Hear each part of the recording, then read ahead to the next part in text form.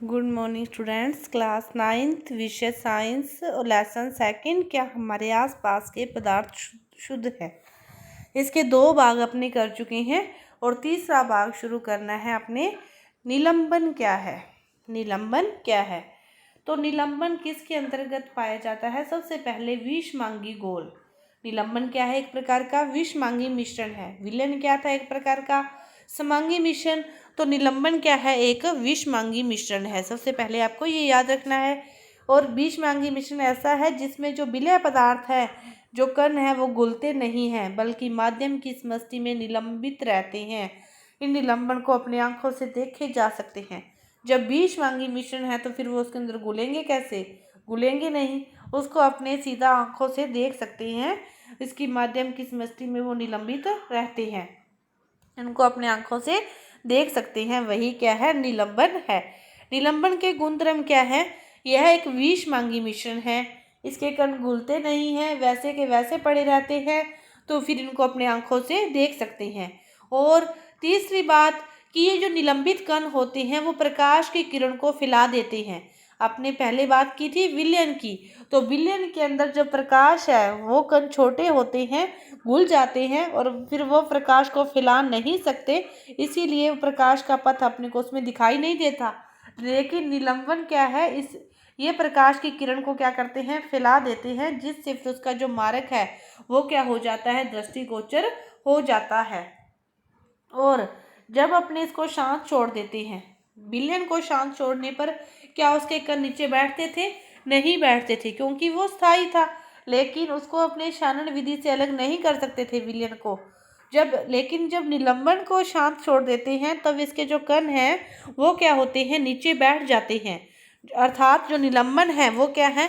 अस्थायी होता है। विलयन कैसा था? स्थायी। लेकिन निलंबन क्या है? अस्थायी होता है। जब फिर वो नीचे बैठ जाएंगे तब उसको अपने विधि के द्वारा इन कणों को अपने मिश्रण से पृथक किया जा सकता है। मिश्रण से पृथक फिर कर सकते हैं जब वो नीचे बैठने पर अलग हो जाते हैं। तो निलंबन के बारे में आप समझ गए होंगे कि ये एक प्रकार का विषमांगी मिश्रण है। इसको अपने आंखों से देख सकते हैं और ये प्रकाश की जो किरण है उसको आप टकराते हैं, उससे उसका प्रकाश का जो पथ है उसको दृष्टिगोचर भी करते हैं। और लेकिन जब ये शांत बैठते हैं तब ये कण नीचे बैठ जाते हैं और शानन विधि के द्वारा इन कणों को मिश्रण से अलग किया जा सकता है। जब सभी कण नीचे बैठ जाते हैं तो निलंबन समाप्त हो जाता है और विलयन में प्रकाश की किरण का जो प्रकीर्णन है वो रुक जाता है। जब तक वो नीचे नहीं बैठे उसके अंदर चल रहे हैं तब तक निलंबन है।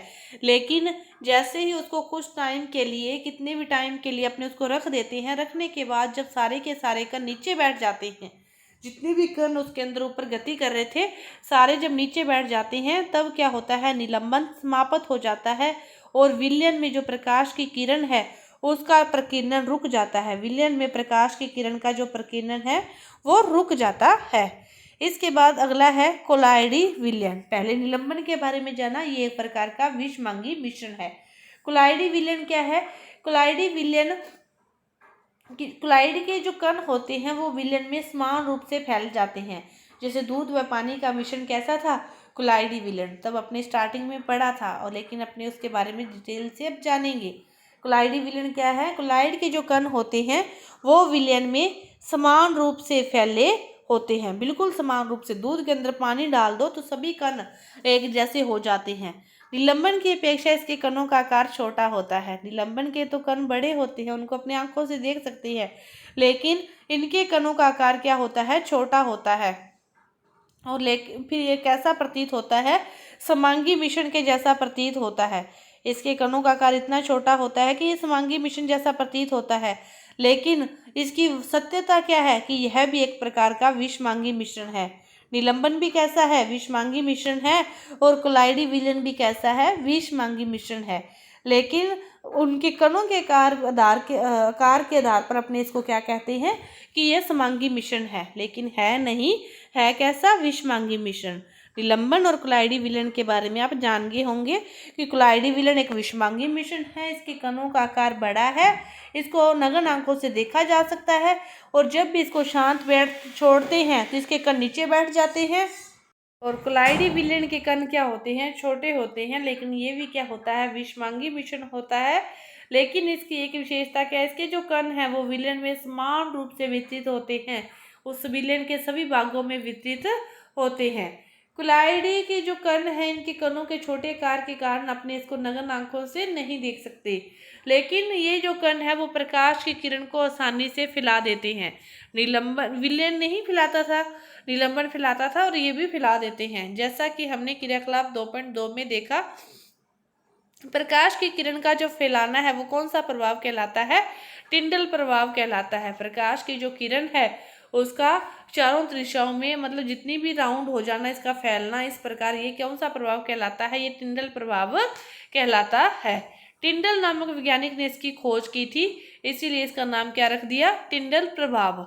एक कमरे में आप छोटे से छिद्र से जब प्रकाश की किरण आती है तब हम वहां पर टिंडल प्रभाव को देख सकते हो कि कमरे के बाहर से अंदर की तरफ कोई छोटा सा छिद्र हो, अपने बाहर से प्रकाश को अंदर की तरफ फेंके, उसको गिराएं, तो तब अपने क्या देखते हैं, टिंडल प्रभाव को देखते हैं। तब वहां पर टिंडल प्रभाव है वो नजर आता है।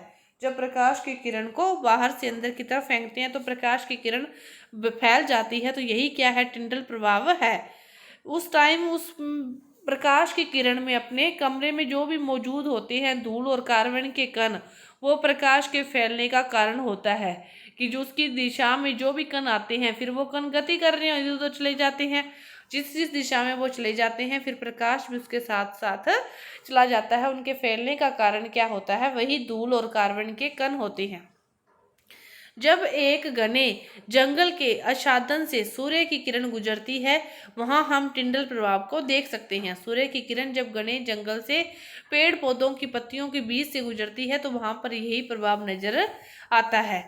यहाँ हम टिंडल प्रभाव को देख सकते हैं। जंगल के कोहरे में छोटे छोटे जल के कण होते हैं जो कि कोलाइड कणों के समान व्यवहार करते हैं। उसके छोटे छोटे जो कण हैं वो इसी के समान व्यवहार करते हैं। इसके बाद देखो कोलाइड्स के कुछ उदाहरण दे रखे हैं, आपके पास दे रखा है परिक्षेपण माध्यम। इसे क्या कहते हैं, विलायक। परिक्षेपण माध्यम को क्या कहते हैं, विलायक। जो अपने अंदर किसी भी चीज को गोलता है, अपने अंदर समाता है, वह क्या कहलाता है, विलायक। और परिक्षिप्त क्या है, विलय। परिक्षिप्त अवस्था विलय जो उसके अंदर घुलती है। तो अब समझो इस सारणी को क्या दिया है, इस सारणी में आपको कि जब विलायक कैसा हो, विलायक के माध्यम गैस हो, विलायक का माध्यम गैस हो और उसके अंदर द्रव को जब घोला जाता है, गैस के अंदर जब द्रव को घोला जाता है तब क्या बनता है, एरोसोल बनता है जब। और उसका उदाहरण क्या है, कोहरा, बादल, कुहासा। ये किसी के उदाहरण है गैस के अंदर द्रव को घोलने का, जब गैस विलायक का कार्य कर रहा हो और द्रव विलय का। अब जब गैस के अंदर ठोस को घोला जाता है, जब गैस के अंदर ठोस को घोला जाता है तब क्या होता है, को क्या बनता है, तब भी एरोसोल ही बनता है। और इसके उदाहरण क्या हैं, इसके उदाहरण है धुआं, स्वचालित वाहन का जो निथार है, मतलब धुआं इसका उदाहरण है जब गैस के अंदर ठोस को घोला जाता है। फिर आ गया द्रव। द्रव के अंदर जब गैस को घोला जाता है तब फ्रोम बनता है, क्या, फ्रोम। और इसका उदाहरण क्या है, शेविंग क्रीम। शेविंग जो क्रीम है वो द्रव माध्यम के अंदर, द्रव विलायक के अंदर गैस को घोलकर बनाई जाती है। और जब द्रव के अंदर द्रव को घोला जाता है, जब द्रव के अंदर द्रव को घोला जाता है तो इमल्सन, दूध, फेस क्रीम, ये क्या है, इसके उदाहरण हैं। जब द्रव के अंदर द्रव को घोला जाता है, इसके उदाहरण क्या है, दूध है, फेस क्रीम है। इसके बाद जब द्रव के अंदर ठोस को घोला जाता है तो सोल और मैग्नीशियम, मिल्क और कीचड़ इसके उदाहरण हैं। ठोस के अंदर गैस को फ्रोम बनता है, फ्रोम, रबड़, स्पंज, फ्यूमिस इसके उदाहरण हैं। ठोस के अंदर जब द्रव को घोला जाता है तो जेल बनता है, जेली, पनीर, मक्खन। और ठोस के अंदर ठोस को घोला जाता है तो ठोस सोल। इसके उदाहरण क्या है, रंगीन, रतन पत्थर, दूध या कांच। आप इस सारणी को याद करोगे, अच्छे से समझोगे तो ये आपके पेपर में भी आ सकती है। इसके बाद देखो कोलाइड के गुणधर्म क्या है। ये एक प्रकार का विषमांगी मिश्रण है। निलंबन भी कैसा था, विषमांगी मिश्रण, और ये भी क्या है, एक प्रकार का विषमांगी मिश्रण है। कोलाइड के कणों का आकार इतना छोटा होता है कि ये प्रत्यक्ष रूप से अपने को आंखों से दिखाई नहीं देते। निलंबन के कण तो क्या थे, प्रत्यक्ष आंखों से दिखाई देते थे, लेकिन ये दिखाई नहीं देते। और ये प्रकाश की किरण को फैला देते हैं और उसके मार्ग को दृश्य भी बना देते हैं, बिल्कुल निलंबन की तरह। जब इनको शांत छोड़ देते हैं तब ये कण तल पर बैठते हैं, लेकिन ये सारे के सारे नहीं बैठते, तो ये क्या होते हैं, स्थायी होते हैं, अस्थायी नहीं होते। शानन विधि से अपने इसको अलग नहीं कर सकते। क्या दूध के अंदर अपने पानी को मिक्स करके आधा दूध आधा पानी कर दिया, आपको छानने के बाद दूध पानी को अलग कर सकते हो क्या? नहीं कर सकते। शानन विधि के द्वारा निलंबन के कणों को अलग किया जा सकता है, इसके कणों को अलग नहीं किया जा सकता। तो ये आपका था कोलॉइड विलयन के बारे में, और इसके गुणधर्मों के बारे में आपको पता होना चाहिए। इसके बाद देखो ये सारे इसका विलयन, निलंबन, कोलॉइड का, समांगी विषमांगी का आसानी से कर सकते हो यदि आपने ये वीडियो देखी है, समझी है। विलयन समांगी है, निलंबन विषमांगी है, कोलॉइड भी विषमांगी है। विलयन प्रकाश को रास्ता नहीं देता, निलंबन भी देता है, कोलॉइड भी देता है, लेकिन विलयन को और कोलॉइड को शानन विधि से अलग नहीं किया जा सकता। निलंबन के कणों को किया जा सकता है, और जब सारे के कण नीचे बैठ जाते हैं तब उसका जो निलंबन का गुणधर्म है वो नष्ट हो जाता है। तो ये था आपका इसके बारे में। इसके बाद देखो मिश्रण के घटकों का पृथक्करण कैसे करते हैं। तो जब उसमें किसी भी समांगी या विषमांगी मिश्रण में कई घटक मिक्स होते हैं, विभिन्न विधियों से उनको अलग किया जाता है, विभिन्न प्रकार की विधियों से। इसमें सबसे पहले देखो क्या दे रखा है कि रंग वाले घटक को नीले या काले रंग की स्याही से कैसे पृथक करते हैं। रंग वाले जो घटक हैं उनको नीले या काले रंग की स्याही से कैसे करते हैं। तो इसके लिए क्रियाकलाप क्या दे रखा है कि आधा बीकर जल ले लो। अब क्या करो, बीकर के मुख पर आप बोझ ग्लास रख दो और कुछ बूंद स्याही बोझ ग्लास पर डाल दे। तब बीकर को क्या करो, गर्म करना शुरू करते हैं। तो स्याही को प्रत्यक्ष रूप से अपने गर्म नहीं करना चाहते, तो आप क्या देखेंगे कि बोझ ग्लास से वाष्पीकरण हो रहा है, और वाष्पीकरण होने के बाद जो गर्म है वो करना अपने तब भी जारी रखेंगे।